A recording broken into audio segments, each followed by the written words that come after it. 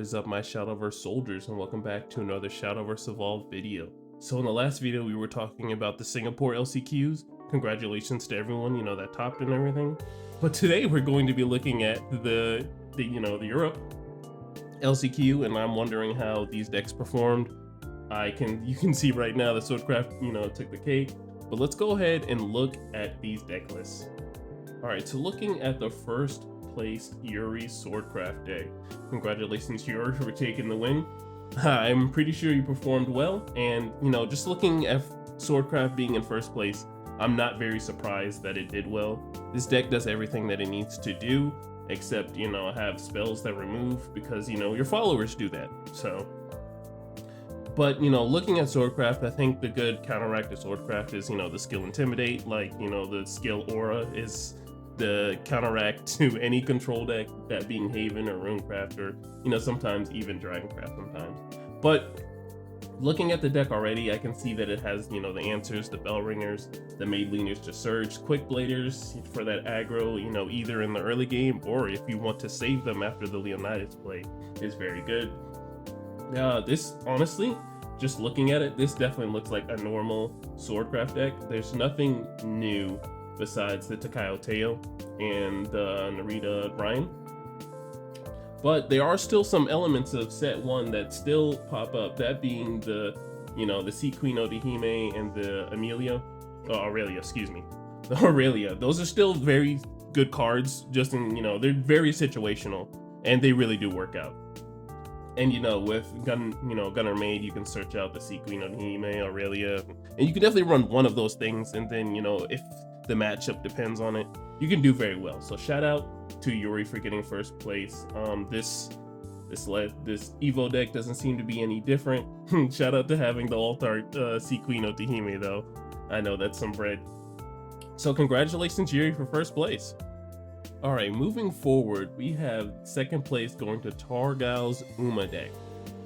So if you know anything about Uma, it's definitely strong. It came out swinging. Once people figured out what the build was for it, and were able to figure out what to do against these other decks, it was a wrap, because just Uma is just very strong. Its followers have so much potential. Every follower can do something, and every spell does something too. So just by looking at it, looks like it's a little heavy on the Abysscraft line. And the first thing I'm looking at that's very different is the Matinkenhauser, because this looks like it's a tech card, just for the fact you can get rid of amulets.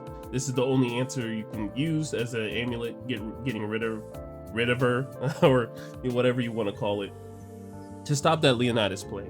And seeing that it's second place, props to you, Targal, for doing your best. That's all we can ask for you.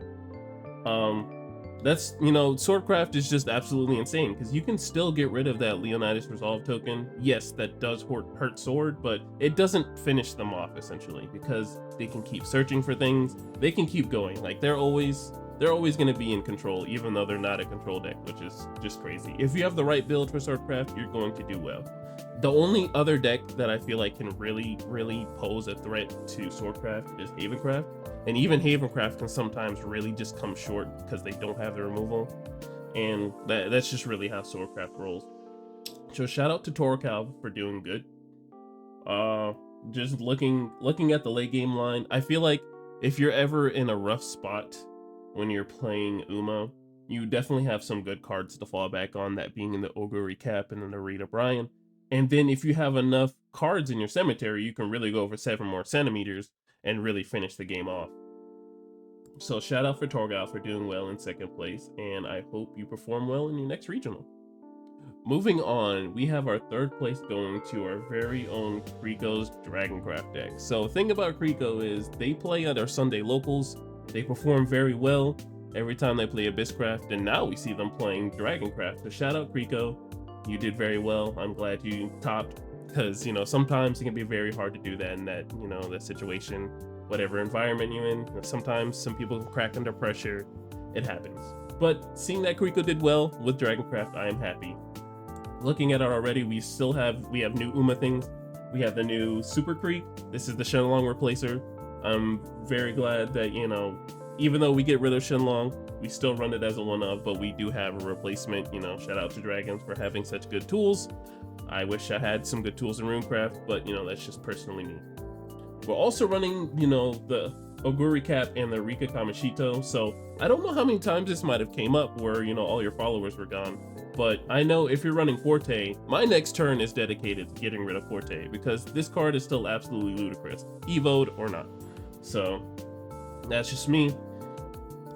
But judging how this deck was built, it looks like it was, you know, granted towards the discard dragons version of it. I'm ready to see what kind of dragons is going to be built for set 3. Look out for my videos when I do the card reveals for set 3. And just by looking at this already, I can see this was a typical Dragoncraft deck. Had some versatility, obviously, with some Dark Angel Olivias, in case you had a weird turn where, you know, like, what do I do?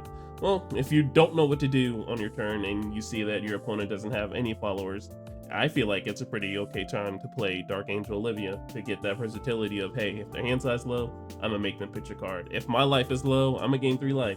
Or if my hand's low, I'm gonna draw a card myself. You know, multiple things upon that of getting an evolution point too. So shout out for Kriko for doing so well, and I hope you do well in your next regional as well. And we are at 4th place with Doom Templar's Dragoncraft deck. So as soon as I took a first glance at this, I said, what the hell does this card do? And I feel like if your opponent ever says that, then you can really catch them off guard, because you're like, what deck are you playing? So we have Take a Jab. So at the start of your main phase, you roll a 6-sided die. If you roll a 1, deal 5 damage to your leader. If you roll 2, 3, 4, or 5, draw a card. If you roll a 6, give your leader +3 defense and destroy this card. So straight RNG. If you roll a 1, you know, that feels bad. That's Snake Eyes, so you deal 5 damage to yourself. But if you roll anything between, you know, 2 to 5, you're going to draw a card. It's nice. And then, you know, if you roll a 6, you heal yourself and then, you know, destroy the card. So pretty interesting. You definitely need that if you're going to be running the discard version. So if you roll any of the 2 through 5s, you're going to draw a card plus up. That's fine. You know, it's nice. It just generates you a card. And the thing about discard dragons is your hand size isn't very healthy, because you're going to be committing cards to pitching so you can deal 2 damage to your opponent. But that's why we have Trail of Light, so we can pitch it, you know, get that free pitch, draw a card, replace it, replenish our hand, and still deal that damage. Only thing else that I don't really see that's different is the Swing Sky. This card, you know, when Uma first came out, I had a couple of people I've played play this card, but I feel like as time progressed, this card isn't very good because everybody has access to Surefire Bullet. And if you're running Swing Sky and you don't have, you know, the flowers for you in play 2, then, you know, I don't feel like Swing Sky is the move. But, you know, with Doom Templar, he was able to temper his deck to how he needed it to with the Take a Jab, because that's absolutely insane. I feel like if I was playing you Doom, I would have been like, bro, you're crazy for playing this card. But it's like Nutty Professor good. So I would have just prayed and been like, all right, bro, if you roll a 1, I'm happy, but anything other than that, I'm just sad. So there's like 5 other options for them to do well when they do Take a Jab. But seeing as there's nothing really too different, Blazing Breath is still a good card. They're running 1 of Shapeshifter Mage.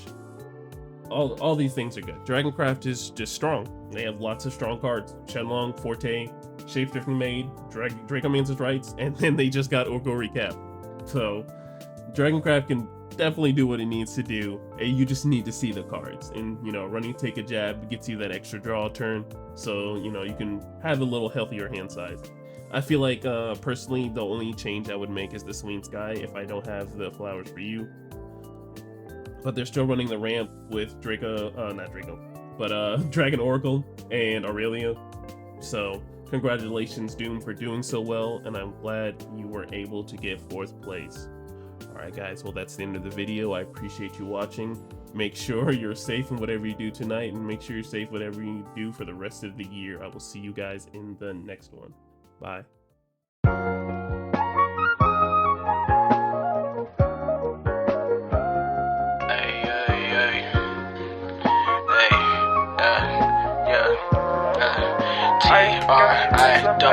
I gave you all my love, baby, my heart is cold when you're around. You warm it up, liquid gold, baby, yeah, you warm it up, liquid gold, baby, and my affection, all that paper you wasted. Take my love.